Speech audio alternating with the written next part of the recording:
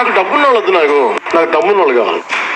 Leadership ఎలా ఉంటుందంటే, ఊరి కోసం, నా నేల కోసం ఒక్కళ్ళు కనుక అడుగేస్తే, వాళ్ళ ఊరి నుంచి అడుగేస్తే, అతను పవన్ కళ్యాణ్ వ్యక్తి దగ్గరికి వస్తే, అది వెళ్ళి ఆ రోజు నా పక్కన యాదృచ్ఛికంగా కావచ్చు, యాక్సిడెంట్లు కావచ్చు, వి హనుమంతరావు గారు ఉన్నారు కాంగ్రెస్. అప్పుడు కాంగ్రెస్ పవర్లో లేదు, టీఆర్ఎస్ పవర్లో, కేసీఆర్ గారు సీఎం. మన శివ మాట్లాడుతూ ఉంటే హనుమంతరావు గారు కూడా వింటా ఉన్నారు.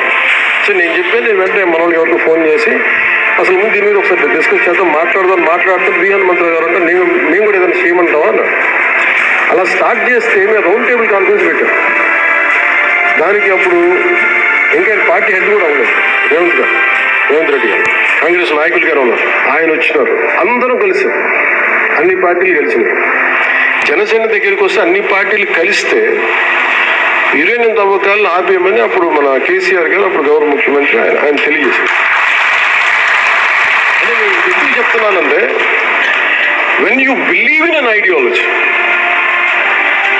ఒక్క శివ అనే ఒక కుర్రాడు వెళ్ళి కదిలిస్తే ఎన్ని పార్టీలు కదిలిని ముఖ్యమంత్రి స్థాయి దాకా వెళ్ళి, అది శక్తి, అది తెలంగాణ శక్తి. అంటే ఎంత బలం ఉండాలి, ఈ గుండె ఎంత పెద్ద గుండెగా ఉండాలి, ఈ బుర్ర ఎంత బలమైన బుర్ర ఉండాలి. నాకు డబ్బున్న వద్దు, నాకు డబ్బున్న వాళ్ళు కావాలి, నిలబడే వాళ్ళు కావాలి.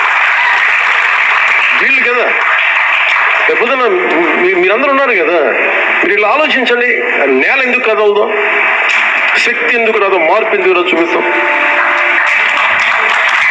ఇది జనసేన. నేను చెప్తాను, మీరు ఊహించగలరు, నేను పట్టుకుంటాను. అది నాకు కనిపిస్తాడు మనిషి, ఎందుకంటే నేను అలాంటి కాబట్టి నేను పట్టుకుంటాను, నా అలాంటి పట్టుకుంటాను. శివ ఒక్కడొచ్చి ఇంతమంది కదిలిస్తే, ఇలాంటి శివ ఊరికి ఒకటి తయారైతే దేశం బాగుపడదు. ఇన్ని ఉదాహరణలు చెప్తా, ఎగ్జాంపుల్ అంటే నాకు ఎంత ఇన్స్పిరేషన్ అంటే Shiva it's a true story, success story. ఇప్పుడు నన్ను ఎవరైనా సినిమా హీరోగా మనం చప్పట్లు కొట్టేస్తాం, పవన్ కళ్యాణ్ చూడగానే చప్పట్లు కొడితే ఏలేస్తాం కాదు. నిజమైన హీరోలు వీళ్ళని కదా మనం తీసుకోవాలి.